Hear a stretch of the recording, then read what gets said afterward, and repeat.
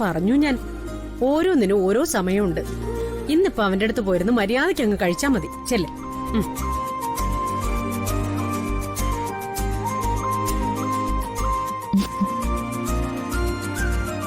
ഒരു കാര്യം ചെയ്യാം, കുടുംബത്തിൽ വന്നു കയറി ആദ്യത്തെ മരുമോള് വിളമ്പട്ടെ എല്ലാവർക്കും. അല്ലേ അമ്മേ? ആ മോളെ കൽപ്പനെ, എല്ലാവർക്കും ഒന്ന് വിളമ്പിക്കൊടുത്തേ.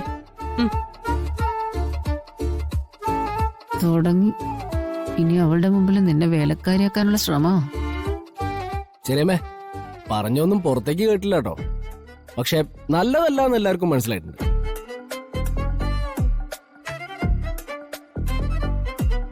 ഓ, ഞാൻ വിളമ്പി കൊടുക്കാൻ അവളോട് പറഞ്ഞതേ ഉള്ളൂ. എന്നാ വിളമ്പ് കൽപ്പനെ.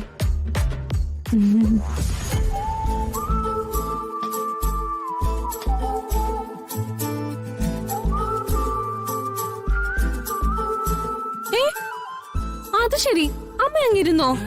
ഓ, ഇനി നമ്മൾ രണ്ടുപേരും കൂടി വിളമ്പിയിട്ട് അതിലൊരു കുഴപ്പം വരണ്ട. മോള് തന്നെ അങ്ങ് എല്ലാവർക്കും വിളമ്പിക്കും.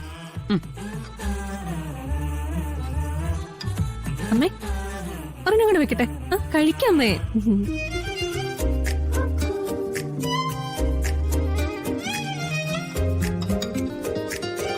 അമ്മേ, നമുക്ക് ഈ വീട്ടിലൊരു റൊട്ടേഷൻ സിസ്റ്റം ആക്കിയാലോ? ഓരോ നേരത്ത് ഓരോരുത്തർ വിളമ്പട്ടെ. അതാവുമ്പോ ഒരു നേരം വിളമ്പിയവർക്ക് അടുത്ത നേരം വിരുന്നുകാരും ആവാം, മറിച്ചും ആവാം. അത് നല്ല കാര്യമാണ് സാർ. അല്ലെങ്കിലേ ഒരു കുഴപ്പമുണ്ട്. ഇവിടെ ഒരാള് എല്ലാ നേരത്തും വിളമ്പുകാരിയായി പോകും. അങ്ങനെ എല്ലാ നേരത്തും വിളമ്പുകാരി ആകാതിരിക്കാൻ നീ ശ്രദ്ധിച്ചാ മതി. ഇപ്പോ വിളമ്പുകാരിയാവുന്നത് മറ്റും പറയും. 2 ദിവസം കഴിയട്ടെ, അപ്പൊ അറിയാം രാധിക മോളെ നീ അടുത്ത് നിന്ന് ഇങ്ങോട്ട് വിടുവന്ന്. ഓ, ഒന്ന് മിണ്ടാതിരിക്കും മുത്തശ്ശി.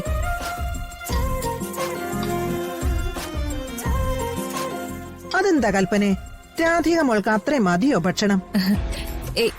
എല്ലാവർക്കും വിളമ്പിയ കൂട്ടത്തിൽ ഞാൻ അങ്ങനെ ശ്രദ്ധിച്ചില്ല. ദേ, ശ്രദ്ധിച്ചു വിളമ്പണം. മൂത്തോര് പറയാറില്ലേ, ഇലയിൽ മാത്രം നോക്കിയല്ല വിളമ്പേണ്ടത്, ഇരിക്കുന്നവരുടെ മുഖത്തുകൂടി നോക്കണമെന്ന്. അപ്പോഴാ ഭക്ഷണം വിളമ്പുന്നതിന്റെ സംതൃപ്തി കൂടി മനസ്സിലാവുക. അല്ലേ അമ്മേ? ഇത് വേറൊരു രീതിയിലും പറയാം. പോത്തിനോട് വേദം ഓതാം, അതാ കുറച്ച് എളുപ്പം. നീ കുറച്ചുകൂടി വിളമ്പി കൊടുക്ക് കൽപ്പനെ.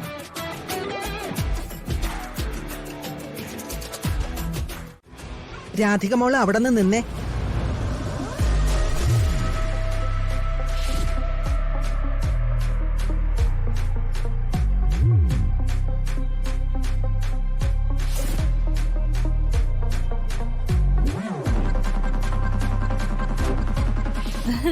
അല്ല, ഇതെന്താ മണവാളം പുറത്ത് നിൽക്കുന്നേ? ആചാരം അനുസരിച്ച് വരുൺ അകത്തല്ലേ ഇരിക്കേണ്ടത്? വരുൺ അകത്തേക്ക് ചെല്ലും. എന്നിട്ട് രാധിക പാലുമായിട്ട് അകത്തേക്ക് വരും. ഇന്നിവര് ഉറങ്ങാൻ പോകുന്നതേ ഈ മുറിയിലല്ല.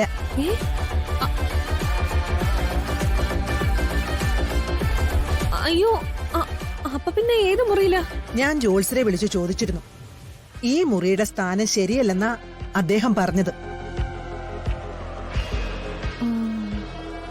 അതുകൊണ്ട് ഇവർക്ക് വേണ്ടി വേറൊരു മുറി ഞാൻ ഒരുക്കിയിട്ടുണ്ട്. അതെങ്ങനെ ശരിയാവും? ഞങ്ങൾ ഇത്ര കഷ്ടപ്പെട്ട് മുറി ശരിയാക്കിയല്ലേ? അയ്യോ, ജോൾസൻ വെറുതെ പറയുന്നതായിരിക്കുമേ.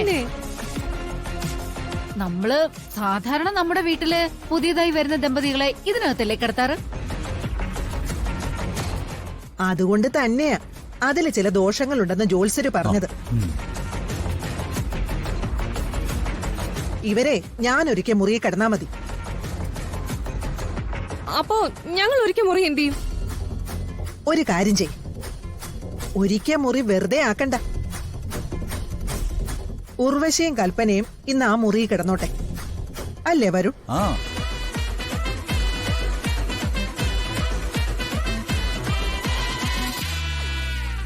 അത് നല്ലൊരു ഐഡിയ. ഞങ്ങളെ മുറി കിടക്കില്ല. ഞങ്ങൾ സ്ഥിരമായി കിടക്കുന്ന മുറി വേറെയല്ലേ?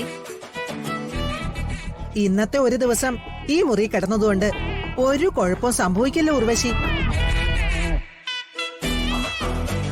രണ്ടാളും കേറിയാട്ടെ.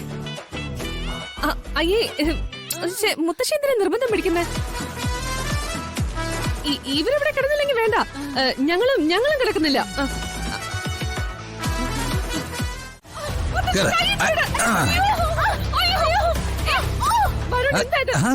ചൂടെടുക്കുന്നുണ്ടോ? പേടിക്കണ്ട, ഞാൻ മാനിട്ട് തരാവേ.